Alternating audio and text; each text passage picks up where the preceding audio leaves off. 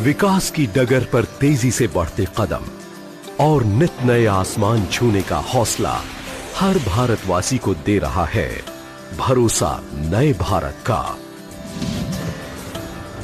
वो भारत जिसकी मजबूत बुनियाद खड़ी है सबको साथ लेकर चलने के मूलभूत सिद्धांत पर।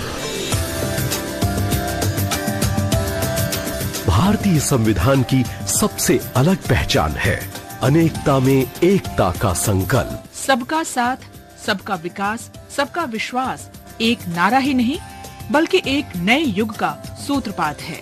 इसी भावना के साथ गुजरात के मुख्यमंत्री रहते हुए देश को आत्मनिर्भर बनाने और विकास की ओर कदम बढ़ाने का ख्वाब देख रहे नरेंद्र मोदी ने भारत के प्रधानमंत्री बनते ही शासन व्यवस्था में बदलाव की शुरुआत की और समावेशी, विकासोन्मुख तथा भ्रष्टाचार मुक्त शासन का नेतृत्व किया।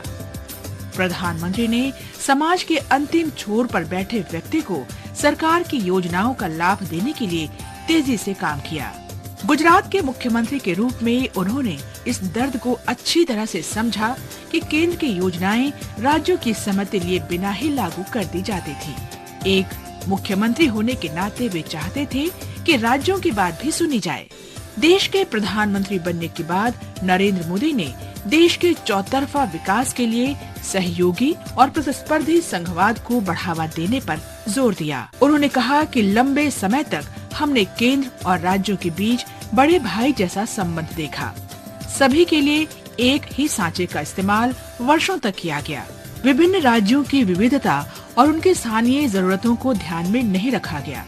प्रधानमंत्री ने इन्हीं सब बातों को ध्यान में रखते हुए सहकारी संघवाद में प्रतिस्पर्धी संघवाद की भावना भी जोड़ी।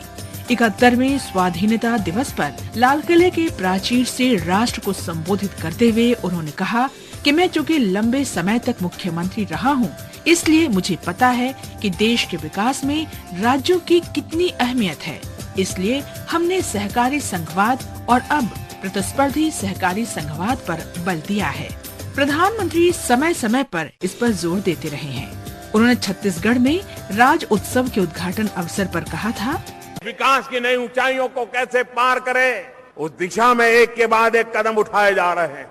देश की सरकार कोऑपरेटिव फेडरलिज्म को लेकर के कोऑपरेटिव कॉम्पिटिटिव फेडरलिज्म को बल देकर के आगे बढ़ रही है। हम चाहते हैं कि राज्यों के बीच में स्पर्धा हो, विकास की स्पर्धा चाहते हैं और भारत सरकार इस विकास की यात्रा में जो तेज गति से आगे आना चाहता है, ऐसे सभी राज्यों को किसी भी प्रकार के भेदभाव के बिना हर प्रकार की मदद करने के लिए हमेशा प्रतिबद्ध है।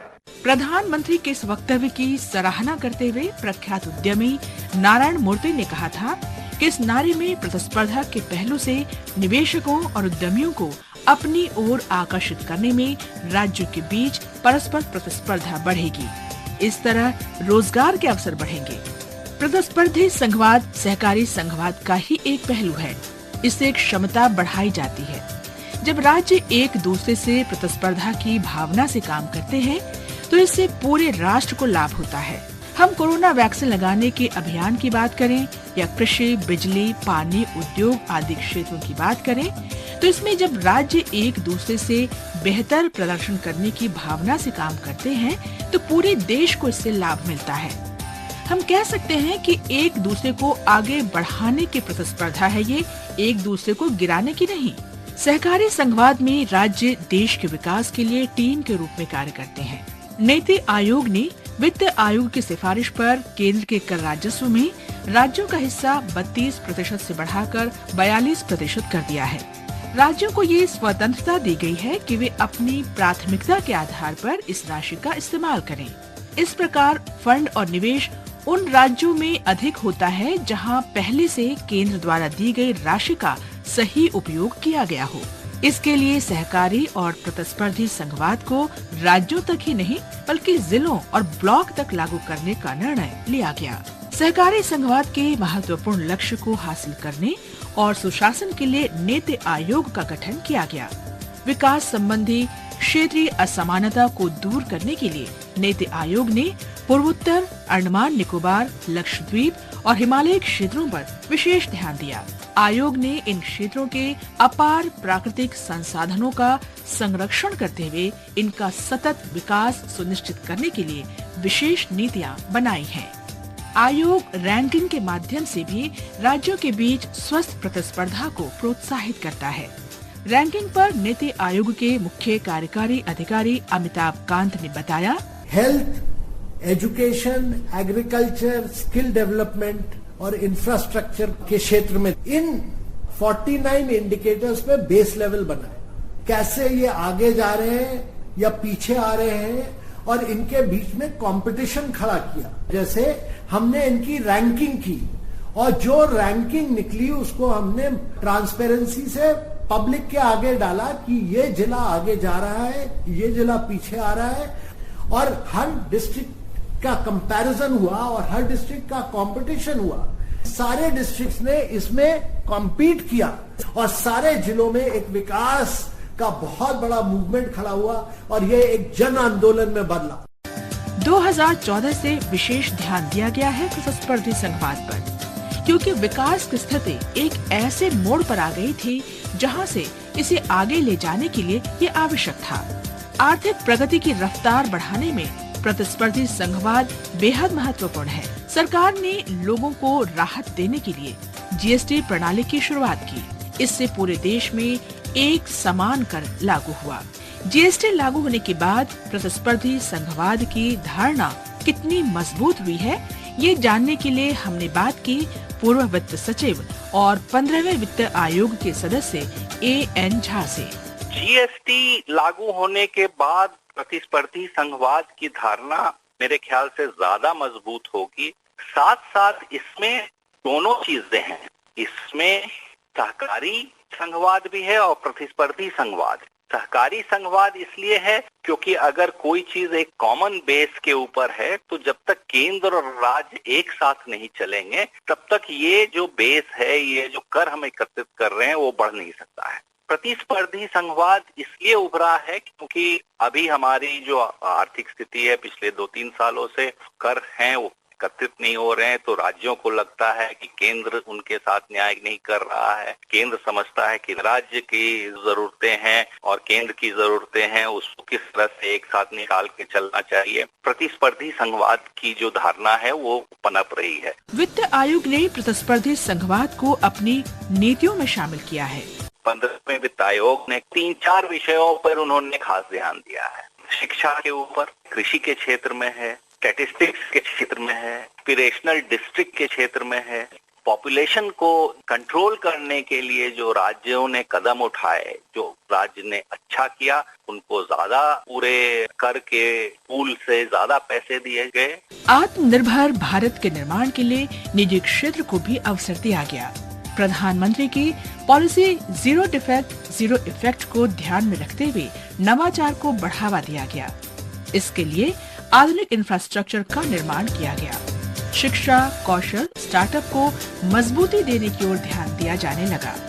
तटीय राज्यों में नीली अर्थव्यवस्था और पूर्वोत्तर राज्यों में जैविक खेती को प्रोत्साहित किया गया। केंद्र ने विभिन्न क्षेत्रों में PLI स्कीम शुरू की। केंद्र सरकार ने मेक इन इंडिया पर बल दिया।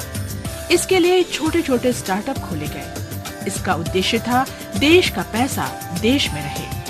इससे रोजगार के अवसर भी पैदा किए जा रहे हैं। राज्यों में जो क्षमता है उसे देश ही नहीं बल्कि विदेशों में भी पहचान दिलाने की कोशिश की जा रही है। सहकारी प्रतिस्पर्धी संघवाद में राज्य राष्ट्रहित के साझा दृष्टिकोण से केंद्र के साथ मिलकर काम कर रहे हैं। इसके सकारात्मक परिणाम भी सामने आ रहे हैं। कोरोना काल इसका महत्वपूर्ण उदाहरण है। कोरोना के दौरान सरकार द्वारा उठाए गए कदमों के बारे में नीति आयोग के सदस्य VK पॉल का कहना है, माननीय प्रधानमंत्री जी ने जिलों के अफसरान के साथ, टीम्स के साथ बात करी तो उभर के आता है कि किस तरह की मेहनत हर जिले में हो रही है, किस तरह से इनोवेशंस किए जाते हैं। एक पर्टिकुलर स्टेट में ऑर्डिनरी कार्स को लेके एम्बुलेंस बनाए गए, जोनल सिस्टम कहीं पे ऑक्सीजन सप्लाई के और कोऑर्डिनेटेड अप्रोच के करे गए। पंचायती राज के मेंबर्स को कैसे जोड़ा जाए इसके उदाहरण सामने आए। लोगों को सपोर्ट कैसे करी जाए होम केयर में, तरह तरह की उसके एग्जाम्पल सामने आए। तो ये सारा एफर्ट देश में हो रहा है। प्रधानमंत्री जी ने डॉक्टर्स की टीम के साथ भी बात करी थी, लगभग 100, 125, 150 डॉक्टर्स के साथ, 25 से ऊपर की स्टेट्स के साथ। उसमें भी जो जज्बा दिखता है, पूरी मेहनत दिखती है कि कोविड को भी कैसे संभाला जाए और इन अस्पतालों में नॉन कोविड सर्विसेज को भी कैसे संभाला जाए। केंद्र सरकार की मदद से राज्यों में चलाई जा रही विभिन्न योजनाओं से लोगों को लाभ मिल रहा है। केंद्र द्वारा प्रायोजित आयुष्मान भारत योजना से करोड़ों लोगों को लाभ मिला है। हमने अगरतला में इस योजना के एक लाभार्थी से बात की। मेरा नाम उत्तम कुमार बोनिक है। मैं पिछले 2 सालों से आयुष्मान भारत जो स्कीम है उसके अंतर्गत बहुत सारी सुविधाओं का मैं उपभोग कर रहा हूँ। पिछले साल मेरी बहू को प्रेगनेंसी था और उसका जो पूरा ऑपरेशन का जो बेनिफिट है वो मैंने गवर्नमेंट अस्पताल से लिया है और आयुष्मान भारत के अंतर्गत मुझे बहुत सारे फैसिलिटीज मिले हैं।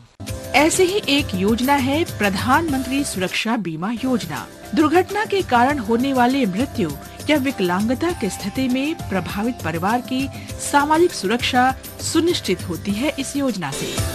मध्य गुजरात के महिसागर जिले के लुनावाड़ा में रहने वाले गरीब वृद्ध चंदूलाल सोलंकी इस योजना का लाभ लेने वालों में से एक है। इनके 4 बेटों में से सबसे छोटे बेटे संजय की शादी के कुछ ही समय बाद मृत्यु हो गई। संजय के बड़े भाई दिनेश सोलंकी ने इस बारे में हमें बताया। प्रधानमंत्री योजना है जिससे हमें 2 लाख रुपए मिले। कि मेरा भाई की शादी थी, 44 दिन के बाद वो गुजर गया। बाद में पता चला उसने प्रधानमंत्री जो बीमा योजना है उसने बीमा रखवाया था, तो उस बीमा की धनराशि है जो हमको बहुत फायदेमंद हुई, जिसकी वजह से जैसे जो कर्जा किया था शादी के वक्त वो कर्जा हमको देने में बहुत आसानी हुई। और मैं सही में खरेखर बोलता हूँ कि जो ये प्रधानमंत्री योजना है उसका लाभ सबको लेना चाहिए। भारत सरकार द्वारा कुपोषण को दूर करने के लिए चरणबद्ध ढंग से पोषण अभियान चलाया जा रहा है। इस सिलसिले में हमने केरल के इडुक्की के सरकारी हाई स्कूल चित्रापुरम की एक शिक्षिका श्रीजा एस नायर से बात की। केरल के 152 ब्लॉक पंचायतों में पोषण अभियान कार्यक्रम चलाते हैं। औरतों और बच्चों के समग्र विकास के लिए सहायक कार्यक्रम आंगनबाड़ियों के द्वारा पोषण अभियान चलाते हैं। बच्चों के बढ़ाव का जांच, सामाजिक अधिष्ठित कार्यक्रम, पोषण ट्रैकर नामक मोबाइल एप्लीकेशन आदि पोषण अभियान के भाग है। इसलिए अब ब्लॉक स्तर में और आंगनबाड़ी स्तर में तरह तरह के कार्यक्रम का आयोजन कर रहे हैं। केंद्र के सहयोग से राज्य स्वच्छ भारत अभियान को सफलतापूर्वक लागू कर रहे हैं। इसका सबसे अच्छा उदाहरण मध्य प्रदेश का इंदौर है। इस बारे में हमने इंदौर की नगर निगम आयुक्त प्रतिभा पाल से बात की। उन्होंने बताया कि इंदौर लगातार स्वच्छता की दिशा में काम कर रहा है। इसी संबंध में लगातार 5 सालों से इंदौर ने काम किए हैं, चाहे वो कचरे का सेग्रीगेशन हो, कचरे का कलेक्शन हो, रोड्स का पूरा सेक्शन डेवलपमेंट हो, मैकेनिकल स्वीपिंग हो, कई सारे कम्युनिटी टॉयलेट्स, पब्लिक टॉयलेट्स को बनाना हो। ये सभी चीजें हैं क्योंकि लगातार न सिर्फ लोकल सेल्फ गवर्नमेंट बल्कि स्टेट गवर्नमेंट की भी ये टॉप प्रायोरिटी की योजना रही है और सदैव इसकी भोपाल से भी समीक्षा की जाती है। केंद्र के सहयोग से चलाई जा रही योजनाओं का राज्य लाभ उठा रहे हैं। किसी ने सही कहा है, लोगों की भलाई को ध्यान में रखते हुए किए गए कार्यों का परिणाम अच्छा ही होता है। प्रधानमंत्री नरेंद्र मोदी ने राष्ट्रहित की भावना के साथ जिस काम को अकेले करने की शुरुआत की थी, उसमें धीरे धीरे लोग जुड़ते गए और देश विकास के पथ पर अग्रसर हो गया। मैं अकेला ही चला था जानी वे मंजिल मगर लोग साथ आते गए और कारवां बनता गया।